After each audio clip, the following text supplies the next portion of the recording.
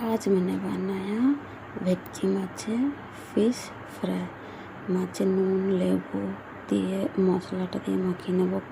কাঁচা লঙ্কা ধনে পাতা রসুন পেঁয়াজ ভালো করে পেস্ট করে নেব, মাছের মধ্যে মাখিয়ে দেব 10 মিনিট। তারপরে ডিম ময়দা নাহলে তো কর্নফ্লাওয়ার দিয়ে ভালো করে মাখিয়ে নিতে হবে। ব্রেড ক্রামের মধ্যে একটা একটা করে মাছগুলো দিয়ে ভালো করে চপের শেপে বানিয়ে নিলে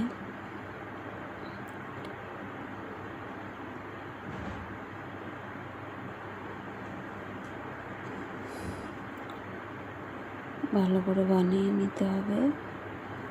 আমি কয়েকটা বানিয়ে নিয়েছি। উপরে কড়াই তেল দিয়ে